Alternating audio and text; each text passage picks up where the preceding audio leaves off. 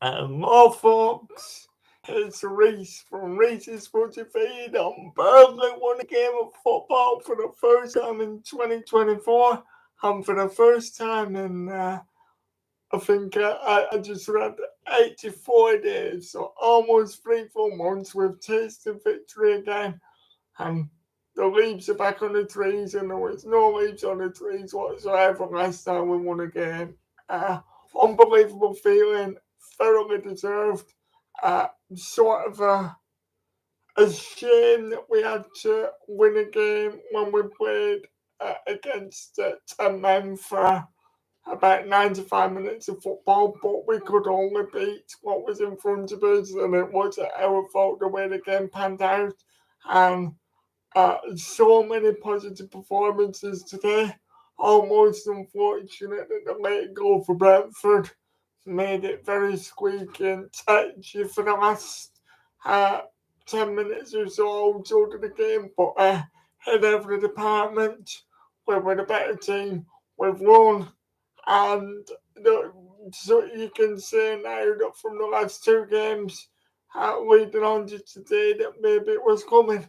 Obviously, I have to praise Vincent Company to high heaven for making a big ballsy decision to finally drop James Trafford after months and months of Burnley fans debating, bickering, and hounding the manager to do so. He finally did what the majority of us have wanted and what I certainly did want. And by goodness me, did it just make a difference straight away from the teams being announced at the beginning of the game. You could see an adrenaline and an energy and a happiness from the fans. You know, the biggest roar of the season in many ways, other than goals going in, but for the player to be greeted the way in which Muric was today says everything about how much of a cult hero the club he remains. The only problem is that he's wonderful saves today, the way that he commanded his box, and the way that time after time he played the ball out with great assurance, and then the several times that he immediately allowed us in one fell swoop to transform a defensive situation for us directly into a front foot attack. Uh, you know, it does beg the question, as Vincent Company unfortunately been a buffoon to leave it so long, but not to complain because at least he's made the right decision. At least it did make a difference. Obviously, there was almost that massive calamity in the first half where Daryl Shea put way too much momentum on that work, that pass towards Muric. Um, it was only a matter of inches away from being an absolute disastrous home goal. But then, maybe nobody's really at fault for that because O'Shea and Steve have not played together in a partnership with Miracle season in the league after, so you can't expect maybe the communication to be on point at all the times of asking. But the facts of the matter are, although we were up against 10 men, we played fluently, we used the ball well. Brentford were a poor team, were clearly on a bad run, who lacked confidence, who didn't have the best players available. But, we utilised the ball well, we created chances. We were unlucky not to be potentially free up at half time when you consider that wonderful cross the box ball by icing on towards the end of the first half that Fafana should have just been able to anticipate, and he missed essentially what was a tapping from 2 yards, and then the fabulous anticipation from Fafana to steal in front of him and latch on to the in-play goal clearance, and Fofana chose to take the ball around Matt Fleck when arguably could have just slotted it over him, and it would have been a simple goal if he would have taken it much earlier, but he overcomplicated it by sort of going around in a circle. So arguably it could have been 3-0 and game over, but not to criticised Fofana because his actual goal was taken very stylishly indeed when he just dinked it,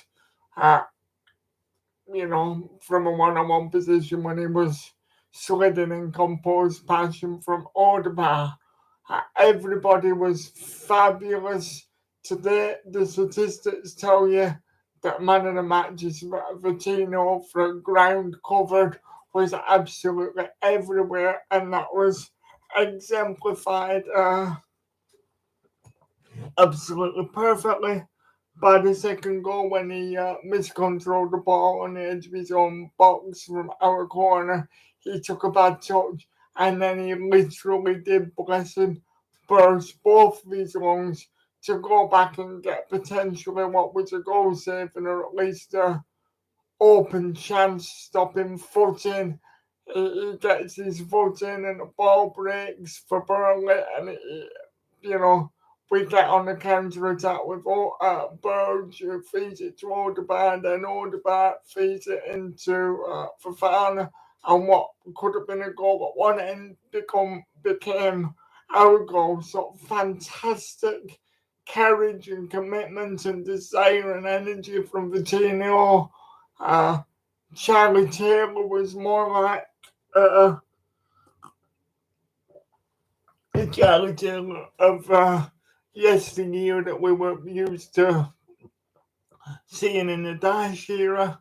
At his time in the club, everybody really had good games, apart from, I know Brunghausen scored a penalty, but there was a number of occasions where I just wanted him to roast the fallback and be more direct, but perhaps he's low on confidence. And then Sanderberg was great, athleticism wise in the centre of the midfield, but he was a few times when he miscontrolled his passes, and then a number of times where he did the hard work physically, and I was just baying for him to take a shot on goal when it looked like the ball was sitting up for him nicely. He seemed to make a habit of hesitating and playing a simple pass out wide when it seemed to be there to be hit. But, that's, for all I know, he could be under instructions not to take shots from the edge of the box. But we won a game. We made very hard work of it in a way, not necessarily through any fault of our own. When the sort of inevitable goal that we were going to concede came with what was 15 minutes of football left, and you thought, we've watched this film many times before, please hang on, Burnley. It was going to be back to the wall once Brentford did get the goal back, and so it proved. But, even though we've not got the clean sheet we wanted, we've seen a game out. We can say that we've dominated a team at home for the third time this season, and now, the pattern of the game, apart from Bournemouth having the clinical edge that Brentford saw that today, you could say that so easily the game could have followed this similar pattern. Today is what it did in the Leicester home game with Bournemouth. You can look back to the Crystal Palace game again that we lost from silly mistakes on a break. And at least today we prevented making any direct mistakes that led directly to goals. We have noticeably improved, since Brown has been displaced by Cohen. It was fabulous to see Little Foster come on for Fafana, so that's another striking option. And even though I'm a stupid, naive fan who should know my better, we've got 4 points out of the last 3 games. We almost beat West Ham, and maybe something is 3 quarters of the way through the season. Although it might be much too little too late in terms of survival, maybe we are finding our feet. Maybe there is more pattern, rhythm, and tactical nous to what we're doing. And maybe the lads have needed to end up in a position where the pressure is off because we've been so bad. And now, mentally, there is no pressure. And the boys are playing with some freedom because that was a good display. On another day, we could have had many more goals. And Muric was imposing. The fans were thrilled. He was commanding. He just has a certain aura about himself in the goal that there's no way of denying. Unfortunately, James Stafford doesn't have. And, it seemed to a win. We could only beat the team that was in front of us. You do wonder,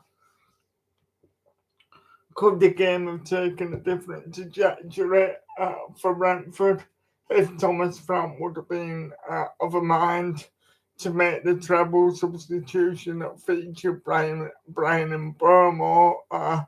If that substitution could have happened with half an hour to go, would we have psychologically have taken a back seat because there was something very scary about him when he came on? He looked lively and he looked like he was really stretching the legs of both Esteve and O'Shea during his time on the pitch. So perhaps we're grateful that we didn't see much of him.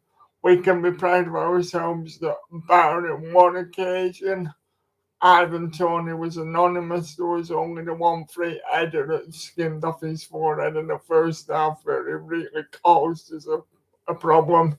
He looked a shadow of himself. And Brentford, they lost more players to injury today. All the defence was out. It looked jittery. And that reminded me of what Burnley, from them, how we used to operate away from home all the time and often not too much success during when Dice was here. So Brentford, they're a limited team anyway, aside from Tony and Burmo. They've only won once all year. They've lost a game that they needed to win. And it really shakes it up at the bottom. And I'm a deluded fan. I can celebrate and have a couple of Jack Daniels tonight because we've won a game, and I can dream about a miraculous Premier League survival. Even though I know I'm stupid, we've got 5 points to make up, but Luton look as if they're on a downward path. These points deductions to Everton and Forest still could change the complexion of things even further. It's if we're 7 or 8 points behind Forest now. If they were to be deducted 6 points for argument's sake, and we can pull another rabbit out of the hat down at Chelsea, then you don't know. Maybe all is not lost. Although I'm naive, I've got to still believe until I see the internet throwing names. But fantastic performance. Well done to Vincent Kompany for having the balls to do what he did by bringing Muric in for Trafford in the end. Although I would have liked to have seen it 4 months ago personally, but that's spilt milk now. And well done to Muric for having the courage to come in and be himself and play his natural game. And we've tasted victory when we forgot what it felt like. And there was so many positive performances on the pitch. I would have liked to have seen a little bit more composure from Odegaard when he was one-on-one late into the second half. That was a prime opportunity for him to shoot, but instead he chose to play the ball into the box, and maybe a sign of a lack of confidence. But overall, there's little to mourn at. So we can all enjoy tonight and build up to the Chelsea game. And you never know, one win can bring two. If we could get something at Chelsea, Wolves is then the next home game. Wolves are absolutely decimated by injury. They've gone out of the FA Cup in heartbreaking fashion today to Coventry. They lost last week at home to Fulham and recently at home to Brentford, so they're on a bad run.